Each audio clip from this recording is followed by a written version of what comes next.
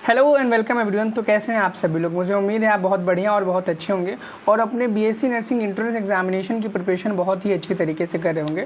जैसा कि आप सभी लोगों को पता होगा कि आपका जो UP BSc nursing entrance exam है वो 14 जून को होने वाला है और आपका 5 जून का उसको एडमिट कार्ड आ जाएगा। क्या आ जाएगा? एडमिट कार्ड आ जाएगा।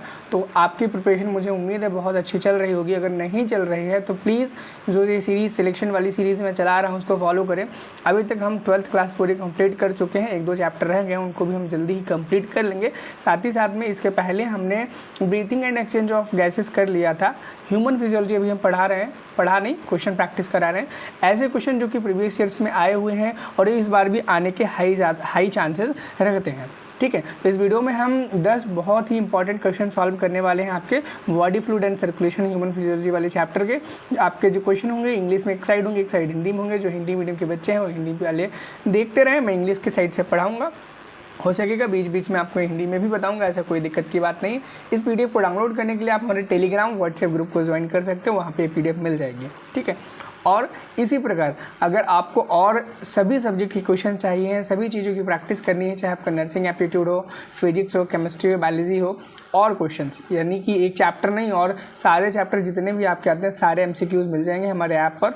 ठीक है, ऐप का नाम क्या रहेगा? ऐप का नाम भी काश मेडिकल अकेडमी रहेगा। प्ले स्टोर से आप उसे डाउनलोड कर सकते हो या डिस्क्रिप्शन बॉक्स में लिंक है, वहाँ से आप ज्वाइन कर लो। ठीक है, 149 रुपीज़ में आपको सारे सब्जेक्ट सारा सब कुछ जो भी सिलेबस है वो आपको मिल जाएगा। देखो, कोर्स ज्वाइन करना मुझे लगता है अब कर लेना चाहिए, क्योंकि अब समय बहुत कम बचा है आपके पास। क्या समय कम बचा है और क्वेश्चन प्रैक्टिस बहुत ज़्यादा आपको करने की आवश्यकता है। ठीक है, चलो ज़्यादा प्रमोशन ना करते हुए हम क्वेश्चंस को सॉल्व करेंगे। पहला क्वेश्चन क्या कहता है? पहला क्वेश्चन कहता है कि विच of the following is the main component of plasma, main component of plasma in blood. अब बोला गया है कि ब्लड में जो प्लाज्मा है, क्या ब्लड में जो प्लाज्मा है उसका मेन कंपोनेंट क्या है। देखो, सबसे पहले आप ऐसे देखोगे, ब्लड क्या, ब्लड का 55% क्या 55% क्या है? प्लाज्मा है, और बचा हुआ जो 45% है क्या है? वो क्या है? कॉर्पसल्स है, यानी कि जिसमें आरबीसी, डब्ल्यूबीसी ये सारी चीज़ें आती हैं। ठीक है, अब देखो इस प्लाज्मा में भी जो मेन चीज़ है वो क्या है? मेन कंपोनेंट क्या है? वो वाटर होती है। क्या होती है? वाटर होती है। ये चीज़ याद रखना, क्या ये चीज़ याद रखना, एग्जाम में पूछे जाने की चांसेस बहुत ही ज़्यादा हैं इस क्वेश्चन के। ठीक है, मैं बहुत सारे ऐसे क्वेश्चंस बताता हूँ जिनके चांसेस ज़्यादा हैं, यानी कि वो उसके स्क्रीनशॉट ले लो, उसको लिख करके रख लो। ठीक है, क्योंकि वो एग्जाम में आने के सबसे ज़्यादा चांसेस रखता है। ठीक है, अगला क्वेश्चन है what is the function of the erythropoietin in the body, कि इरेथ्रोपोइटिन का क्या फंक्शन होता है हमारी बॉडी में। सबसे पहले क्या, इस क्वेश्चन से आपके 2 क्वेश्चन बन सकते हैं। पहली चीज़ तो कि इरेथ्रोपोइटिन का जो सिंथेसिस है वो कहाँ पर होता है। याद रखना, इरेथ्रोपोइटिन का जो सिंथेसिस है वो लिवर के अंदर होता है। कहाँ पर? सॉरी, किडनी के अंदर होता है। किडनी के अंदर होता है। कहाँ पर होता है? इरेथ्रोपोइटिन का जो सिंथेसिस होता है वो किडनी में होता है। ठीक है, नेक्स्ट हम देखेंगे सेम क्वेश्चन का क्या आंसर रहेगा। फंक्शन क्या होता है इरेथ्रोपोइटिन का? तो क्या होता है? इरेथ्रोपोइटिन का जो फंक्शन होता है वो रेड ब्लड सेल्स को स्टिमुलेट करना होता है, यानी कि लाल रक्त कोशिकाओं की उत्पादन की उत्तेजना को बढ़ाना। ठीक है, उसकी जो प्रोडक्शन का स्पीड है, रेट है, उसको स्टिमुलेट करना ताकि वो और स्पीड से बढ़े और ज़्यादा ग्रोथ करे। ठीक है, नेक्स्ट क्वेश्चन पे मूव करेंगे। क्वेश्चन नंबर 3 देखेंगे क्या कहता है। क्वेश्चन नंबर 3 कहता है which of the blood vessel carries oxygenated blood from the lungs to the heart. ये बहुत अच्छा क्वेश्चन है, इंपॉर्टेंट क्वेश्चन है, आप इसको याद रखना। और इससे ज़्यादा 1-2 और इम्पॉर्टेंट क्वेश्चन है, सेम में ही मैं करा दूंगा। ठीक है, ये क्वेश्चन कहता है कि कौन सी ऐसी ब्लड वेसल्स है जो कि ऑक्सीजनेटेड ब्लड को कैरी करती है लंग से हार्ट तक। याद रखना, लंग से हार्ट तक। देखो, जब भी कोई भी लंग से कनेक्शन होता है, लंग से किसी और बॉडी पार्ट के लिए, तो हम पुल्मोनरी वर्ड का इस्तेमाल करते हैं। अब देखो यहाँ पे क्या है? लंग से, आपके जो भी डायग्राम बनना नहीं पा रहा हूँ। ठीक है, लंग से कहाँ जा रहा है? ऑक्सीजनेटेड, यानी कि आपका यहाँ इस साइड जा रहा है, इस साइड जा रहा है। ठीक है, ये ऑक्सीजनेटेड है। तो इसमें उल्टा हो जाता है, क्या इसमें उल्टा हो जाता है। पुल्मोनरी हम यूज़ करेंगे क्योंकि ये लंग से लेकर के जा रहा है। वेन करेंगे क्योंकि ये ऑक्सीजनेटेड लेकर के जा रहा है, कहाँ, हार्ट के पास लेके जा रहा है, लंग से हार्ट के पास लेके जा रहा है, ठीक है, इसलिए यहाँ पर वेन करेंगे। और यहाँ पर ये वाली अगर बात करें, ये वाली जो है इसको क्या करेंगे, पुल्मोनरी आर्टरी बोलेंगे। लेकिन वहीं पर जब हम हार्ट से बात करते हैं, क्या हार्ट से बात करते हैं, ऐसी ब्लड वेसल जो हार्ट से दूर जाती है, क्या हार्ट से दूर जाती है, उसको हम आर्टरी बोलते हैं, आर्टरी बोलते हैं ना। और क्या करती है, O2 ब्लड को टिश्यूज़ तक पहुंचाती है, या ब्लड या फिर बॉडी ऑर्गन तक पहुंचाती है, ठीक है।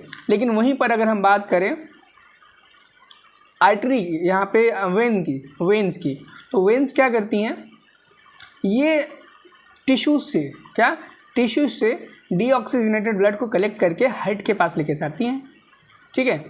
तो इनको हम सिस्टेमिक आर्टरी, सिस्टेमिक वेन बोलते हैं। क्या बोलते हैं, सिस्टेमिक आर्टरी, सिस्टेमिक वेन बोलते हैं। बहुत इंपॉर्टेंट क्वेश्चन है, ये क्वेश्चन आने के चांसेस बहुत ज़्यादा रखता है, याद रखना। अभी यहाँ पे जैसे वेन का पूछा गया, तो मे भी आपसे क्वेश्चन आर्टरी का पूछा जाए। और ऐसे ही मज़ेदार क्वेश्चन आपको हमारे ऐप में मिलेंगे। एक बार आप जाओ, इनरोल करो, वहाँ पे मॉक टेस्ट भी आपको मिलेगा, उन मॉक टेस्ट को अटेम्प्ट करो, ठीक है। Next question, in which part of the heart does the atrial systole occur. बहुत अच्छा क्वेश्चन। एट्रियल सिस्टोल कहाँ पर होता है, हार्ट के किस पार्ट में, तो याद रखना राइट एट्रियम में, क्या राइट एट्रियम में एट्रियल सिस्टोल होता है, ठीक है। नेक्स्ट क्वेश्चन, क्वेश्चन नंबर 5 पे मूव करेंगे। क्वेश्चन नंबर 5 क्या कहता है, क्वेश्चन नंबर 5 कहता है what is the name of the valve located between the left बोले तो इस साइड वाला, एंड द लेफ्ट एट्रियम, यहाँ मतलब लेफ्ट एट्रियम, ये रहा लेफ्ट एट्रियम हो गया, लेफ्ट वेंट्रिकल ये हो गया लेफ्ट वेंट्रिकल। अब इन दोनों के बीच में जो वॉल्व है, इन दोनों के बीच में जो वॉल्व है वो कौन सा है, ठीक है।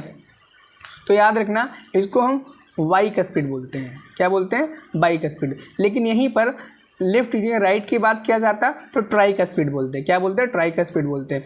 वहीं पर क्या, वहीं पर अगर बोला जाता कि यहाँ पर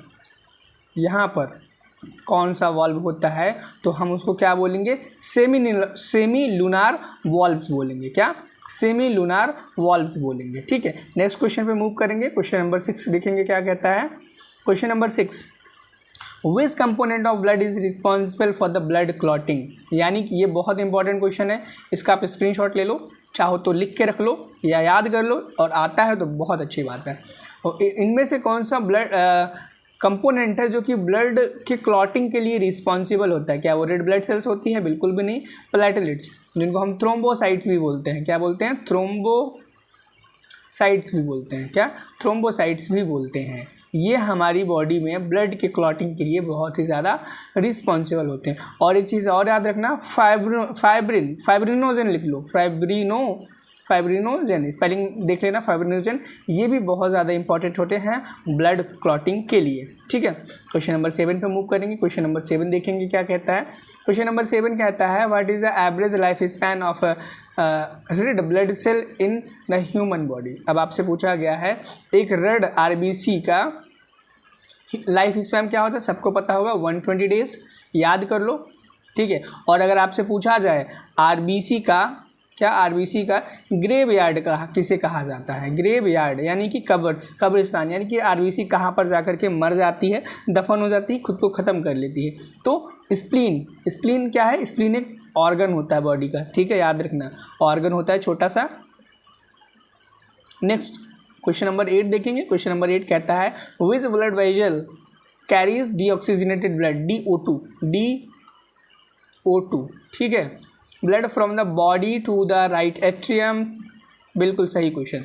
देखो मान लो ये आपका हार्ट है, 4 चैम्बर बनाऊंगा, ये लेफ्ट है, ये राइट है, याद रखना है, ये एट्रियम है, ये वेंट्रिकल है, एट्रियम वेंट्रिकल। अब क्वेश्चन में कहा गया है कौन सी which blood vessel carries deoxygenated blood from the body to the right atrium. Right ये रहा, एट्रियम ये रहा, ठीक, राइट साइड ये रहा और एट्रियम ये रहा, ठीक है, समझ में आया। राइट कहाँ है, एट्रियम कहाँ है। तो अब ये मान लो कोई टिश्यू है, और यहाँ से जब ये लेकर के जाएगा यहाँ पर, तो इसको क्या बोलेंगे, सुपीरियर वेना कावा बोलेंगे। क्या बोलेंगे, सुपीरियर वेना कावा। और यहाँ से जो निकलती है वेंट्रिकल से, इसको हम आयोटा बोलते हैं। क्या बोलते हैं, आयोटा बोलते हैं। यानी कि जो सबसे बड़ी आर्टरी होती है जो कि ब्लड, ऑक्सीजनेटेड ब्लड्स को कहाँ पे ले जाती है, टिश्यूज़ के पास लेके जाती है। और जो टिश्यूज़ से लेकर के एट्रियम में आती है, राइट एट्रियम में, उसको हम क्या बोलते हैं, superior vena cava. I hope आपको सभी क्वेश्चन बहुत अच्छे से समझ में आ रहे होंगे। क्वेश्चन समझ में आ रहे हैं कि नहीं आ रहे हैं, कमेंट करके प्लीज़ बताना कि हाँ समझ में आ रहा है या फिर नहीं आ रहा है। क्वेश्चन नंबर 9 देखेंगे। क्वेश्चन नंबर 9 कहता है what is the function of the lymphatic system in the circulation of the fluid of the body. यानी कि शरीर में तरल पदार्थों के संचार में लसिका तंत्र क्या कार्य है। यानी कि लिम्फेटिक सिस्टम का क्या फंक्शन होता है, ये पूछा गया आपसे क्वेश्चन में, सर्कुलेशन में। ठीक है, लिम्फेटिक सिस्टम का क्या काम होता है, तो याद रखना वो क्या करता है, फ्लूइड के बैलेंस को मेंटेन करता है और इम्यूनिटी के लिए रिस्पॉन्स होता है। ठीक है, नेक्स्ट क्वेश्चन पे मूव करेंगे। क्वेश्चन नंबर 10 देखेंगे। क्वेश्चन नंबर 10 कहता है कि which blood component plays a crucial role in the immune response to producing antibodies. यानी कि एंटीबॉडीज़ बनाने के लिए कौन सी ब्लड सेल्स हैं जो कि सबसे ज़्यादा जिम्मेदार होती हैं, या फिर सबसे ज़्यादा मुख्य रूप से कौन सी ब्लड सेल्स हैं जो कि एंटीबॉडीज़ को बनाने में कारीगर होती है। तो सबको पता होगा, वाइट ब्लड सेल्स। नहीं पता है तो याद कर लो। ठीक है, और मोस्ट एबंडेंट एंटीबॉडी की बात की जाए तो IgA होता है। इसमें IG का फुल फॉर्म होता है इम्यूनोग्लोबुलिन। क्या, इम्यूनोग्लोबुलिन। ठीक है, और आप देखेंगे जैसे ही 10 क्वेश्चन हो जाएंगे इंपॉर्टेंट वाले, यहाँ पे आपको उसकी आंसर की मिल जाएगी। आप यहाँ पे इसको देख सकते हैं। और जिस बच्चे को भी इंटरेस्ट हो कोर्स को ज्वाइन करने में, बिल्कुल घबराओ नहीं। ये मत सोचो कि 10 दिन बचा है, मैंने कुछ नहीं पढ़ाई है। अभी भी इतना वक्त है कि आप क्वेश्चन अगर प्रैक्टिस करते हो, क्या क्वेश्चन प्रैक्टिस करते हो, तो कोई ना कोई गवर्नमेंट कॉलेज मिल जाएगा। ऐसा नहीं है कि नहीं मिलेगा, गवर्नमेंट कॉलेज मिल जाएगा कोई ना कोई। अगर अभी भी बचे हुए दिनों को बर्बाद ना करके सिर्फ पढ़ाई करो। ठीक है, तो मिलते हैं नेक्स्ट वीडियो में। पढ़ाई करें, कोई भी दिक्कत परेशानी हो कमेंट सेक्शन में हमें ज़रूर बताएं, या फिर व्हाट्सएप पे भी आप हमें कमेंट कर सकते हैं। Thank you, have a nice day.